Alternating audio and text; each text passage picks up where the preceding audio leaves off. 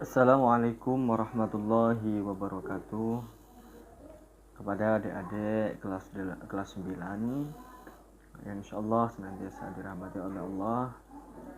Sebelum kita memulai pelajaran hari ini, marilah kita berdoa sama-sama. Semoga ilmu yang kita dapatkan nanti berkah, manfaat dunia maupun akhirat. Ila hadratin Nabi Mustafa Muhammad sallallahu alaihi wasallam wa ala alihi wa dzurriyyatihi wa ahli baitil kiram. Shallallahu al-Fatihah. A'udzu billahi minasyaitonir rajim. Bismillahirrahmanirrahim. Alhamdulillahirabbil alamin arrahmanir rahim maliki yaumiddin. Iyyaka na'budu wa iyyaka nasta'in ihdinas siratal mustaqim. Siratal ladzina an'amta 'alaihim ghairil maghdubi 'alaihim waladdallin. Amin.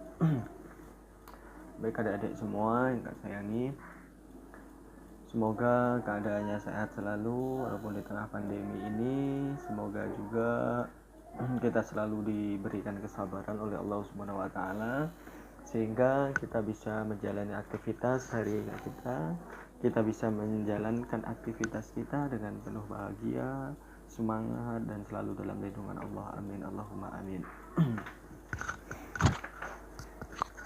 Sekarang untuk materi kita adalah aswaja, pelajaran aswaja. Apa sih aswaja? Aswaja adalah ahlus sunnah wal jamaah. Nah, sekarang kita kembali ke materi awal dulu tentang apa itu aswaja, bagaimana pemikiran aswaja. Kita sudah evaluasi, kita sudah merangkum. Insyaallah kita sudah paham semua. Untuk kali ini pelajaran kita adalah materi selanjutnya, yaitu konsep akidah Asy'ariyah. Nah, mungkin banyak yang belum tahu apa sih konsep akidah Asy'ariyah.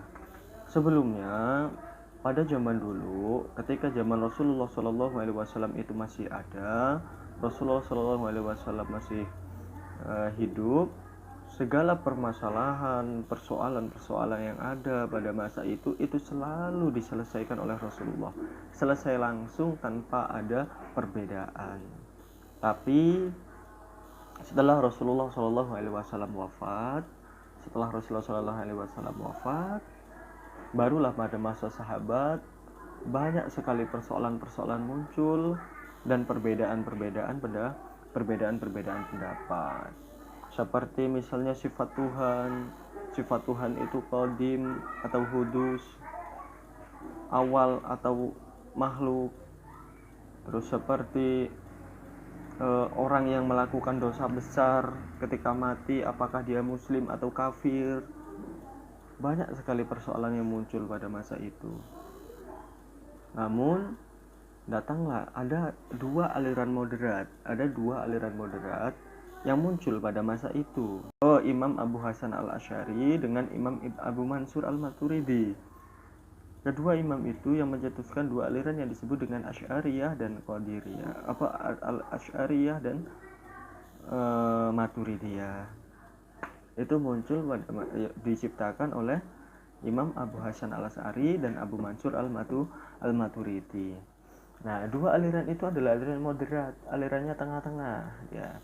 Jadi dia tidak terlalu berpikir bahwa Allah itu kudus, Allah ini, atau keperbedaannya itu berada pada takdir. Misalnya, ketika kita melakukan sesuatu, apakah itu takdir Allah atau manusia bisa berusaha? Nah, mereka dua aliran itu menengah-nengahi aliran Qadiriyah dan Jabariyah. Nah, jadi akidah Asy'ariyah itu merupakan jalan tengah, tawasud di antara kelompok keagamaan yang berkembang pada saat itu. Jadi pada saat itu ada kelompok Jabariyah dan Qadiriyah. Nah, disitulah terus muncul kelompok yang dicetuskan oleh Imam Abu Hasan al-Asy'ari dan Abu Mansur al-Maturidi, atau disebut kita kenal dengan kelompok Asy'ariyah dan kelompok al-Maturidiyah gitu. Nah, sekarang kita harus tahu apa sih aliran Jabariyah, apa sih aliran Qadiriyah, kita harus tahu. Nah, kelompok Jabariyah, pandangannya adalah kelompok Jabariyah berpendapat bahwa seluruh perbuatan manusia diciptakan oleh Allah dan manusia tidak punya peran apapun kekuasaan Allah sifatnya mutlak. Di situ kelompok Jabariyah itu berkata manusia itu tidak biasa apa-apa. Manusia itu ibarat wayang yang mana Allah yang berperan semuanya. Ketika kita nakal yaitu Allah, ketika kita baik yaitu kekuasaan Allah, kita melakukan ini kekuasaan Allah, melakukan itu kekuasaan Allah. Pokoknya seluruhnya itu kehendak Allah. Manusia tidak punya peran apa-apa. Kekuasaan Allah adalah mutlak. Nah, lalu yang kedua Qadiriyah. Pandangan kelompok ini berkeyakinan bahwa perbuatan manusia diciptakan oleh manusia itu sendiri dan terlepas dari Allah. Kekuasaan Allah itu terbatas. Jadi kelompok Qadiriyah yang tadi Jabariyah, yang sekarang Qadiriyah. Kalau Qadiriyah mengatakan semua itu tergantung manusia. Manusia yang berbuat. Allah tidak punya wewenang. Allah tidak, semua kegiatan aktivitas manusia itu dilepas tanggung jawab Allah. Jadi tidak ada peran Allah di situ. Ketika kita jahat ya kita, ketika kita baik ya dari kita. Nah, sikap tawasud yang ditujukan oleh Asy'ari itu ada konsep al-kasb, upaya. Nah, menurut al-Asy'ari, kelompok Asy'ariyah, perbuatan manusia diciptakan oleh Allah, namun manusia berperan dalam perbuatannya. Nah, perbuatan manusia itu dari Allah, tapi manusia juga memiliki peran. Nah, ada kisah, ada seorang laki-laki yang mengambil buah mangga di rumah kiai. Ceritanya anak itu maling mangga, dia ketahuan sama kiainya. Dia ngomong, "Kamu kenapa kok maling mangga?" kata kiai. Anak itu menjawab, "Lah kan takdir Tuhan, Allah sudah menakdirkan saya untuk mencuri. Allah sudah menakdirkan saya untuk mengambil buah mangga itu. Jadi saya tidak bisa berbuat apa-apa karena ini takdir Allah." Itu aliran Jabariyah. Kiainya nggak kehabisan akal. Kiainya ngambil kayu, dipukul, cepak kan, dipukul orangnya. "Loh kok kamu memukul saya?" Kiainya jawab, "Ya ini takdir Allah, saya memukul kamu." Kata Kiai, "Ya ini takdir Allah, saya memukul kamu. Kamu nggak boleh marah karena ini takdir Allah." Nah, itu kalau aliran Jabariyah. Nah, Asy'ariyah itu tawasud, tengah-tengah. Enggak Jabariyah banget, ya enggak Qadiriyah banget, di tengah-tengah. Jadi manusia itu memiliki peran. Manusia itu berusaha dengan baik-baik, maka ada konsep tawakal. Tawakal kepada Allah tapi juga berikhtiar. Enggak cuma tawakal aja. Tawakal kepada Allah, bukan tawakal kepada ikhtiar. Orang kalau tawakal kepada ikhtiar, dia cuma berserah diri terhadap ikhtiarnya. Dia hanya berserah diri terhadap apa yang sudah dia upayakan. Itu tidak baik. Ketika seperti misalnya petani, dia memberi pupuk yang banyak, menyemprot, mengalirkan air dengan maksimal sekali. Hasilnya nggak baik. Maka dia harus berserah diri kepada Allah, bukan berserah diri kepada usahanya. Kalau dia berserah diri kepada usahanya, nanti dia akan berpikir, saya udah berusaha semaksimal mungkin, kok nggak panen, malah padinya rusak, gimana sih? Akhirnya dia mengeluh, dia akan putus asa. Udahlah besok malas lagi, saya usaha kayak gitu rugi. Itu kalau berserah diri kepada ikhtiar. Ikhtiar itu berusaha. Nah, makanya kita harus berserah diri kepada Allah. Jika kita sudah berupaya maksimal, hasilnya kita pasrahkan kepada Allah. Itu Asy'ariyah. Kita mau berbuat perbuatan, Allah menakdirkan kita melakukan sesuatu. Di dalamnya kita berperan, oh ini baik atau enggak. Kalau ini enggak baik, tinggalkan. Kita kembali ke takwa. Oh ini enggak baik, tinggalkan. Manusia yang punya hak, manusia yang bisa berusaha. Begitu. Asy'ariyah adalah perbuatan manusia itu diciptakan oleh Allah, tapi manusia memiliki peran di dalamnya. Enggak Qadiriyah juga, pokoknya semuanya urusan manusia, Allah enggak punya hak. Itu enggak. Jadi kembali Asy'ariyah adalah tawasud, tengah-tengah dengan konsep al-kasb. gitu ya, atau berupaya. Jadi manusia berusaha, Allah yang menentukan.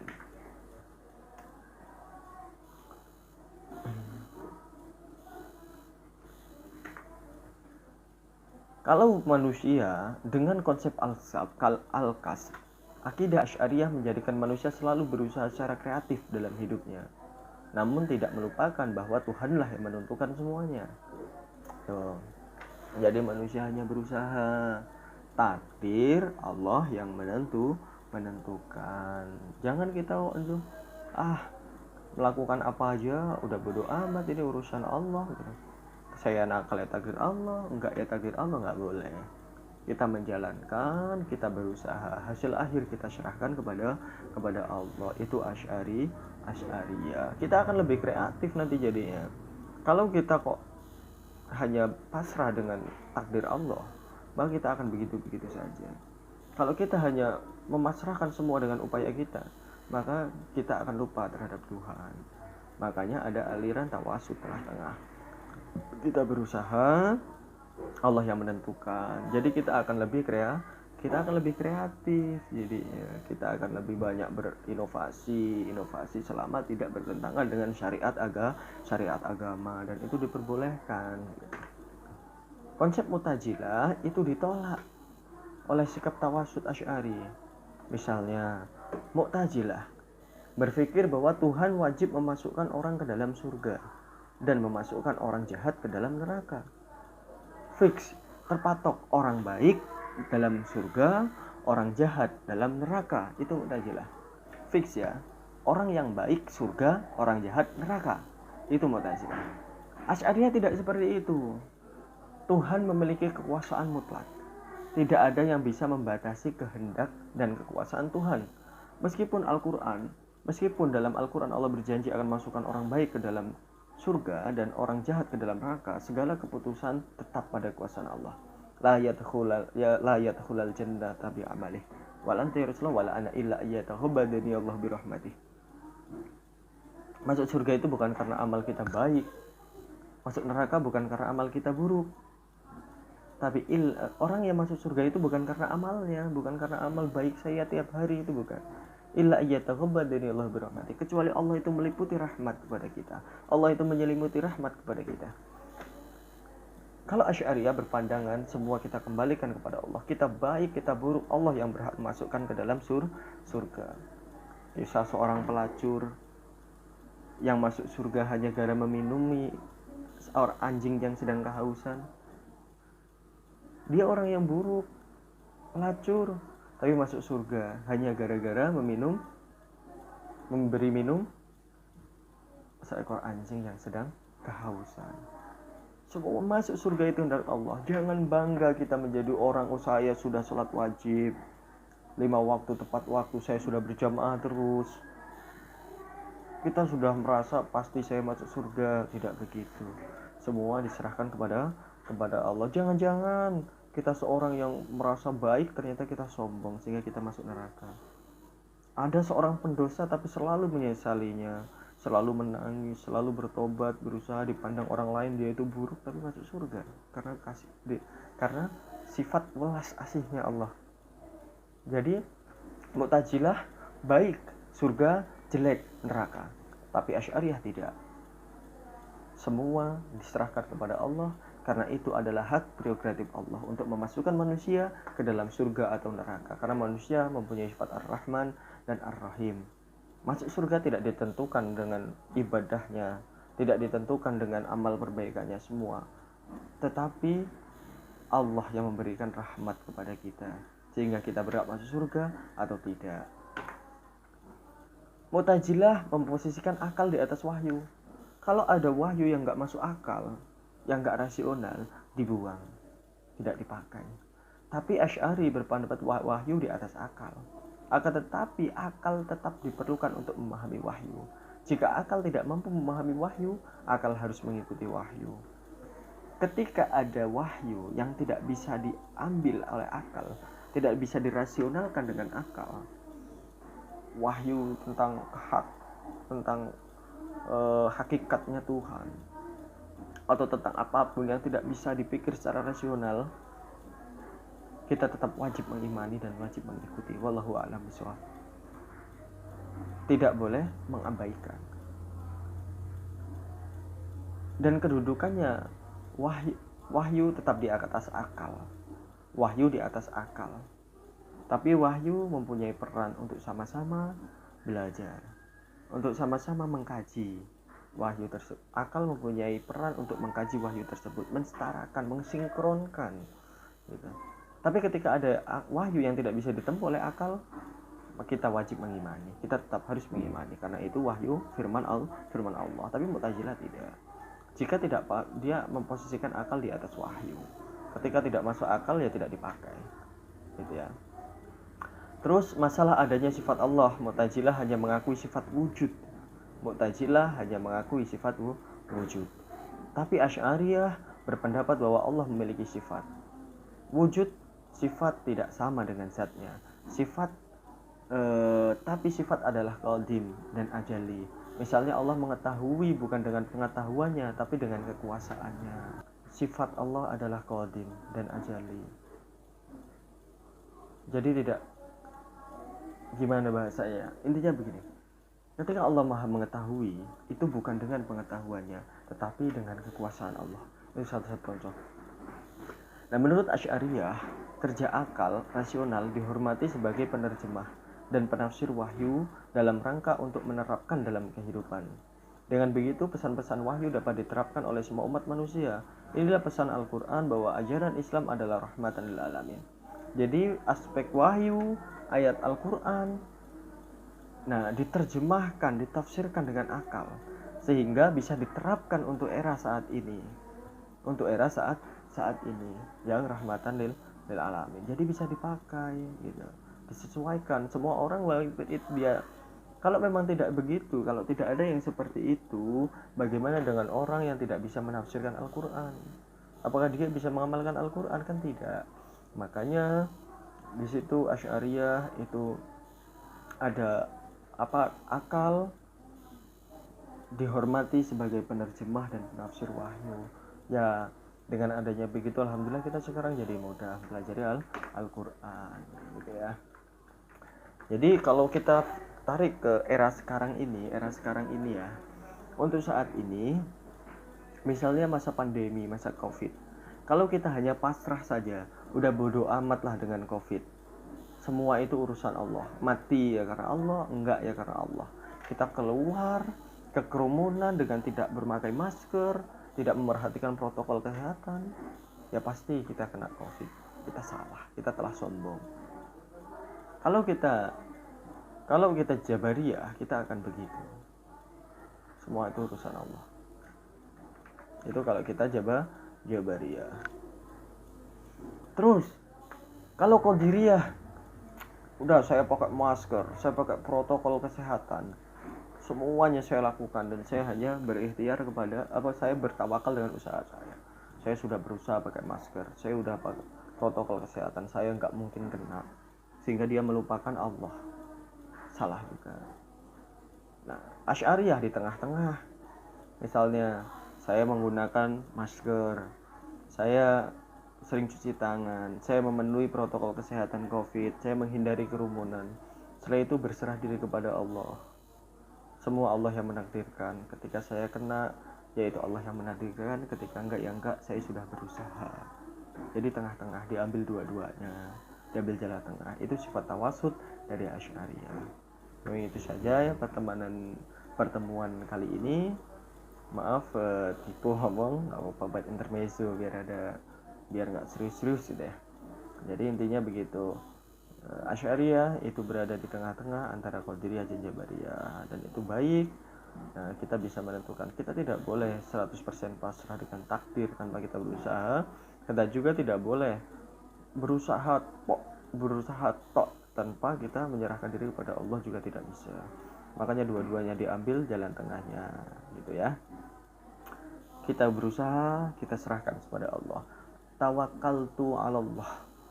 Kita bertawakal kepada Allah, bukan bertawakal kepada ikhtiar, bukan bertawakal kepada usaha saja. Kita berserah diri kepada Allah, bukan berserah diri kepada ikhtiar. bukan maksudnya bukan kita berserah diri kepada usaha kita, tapi kita berserah diri kepada Allah. Dan saja, Assalamualaikum warahmatullahi wabarakatuh.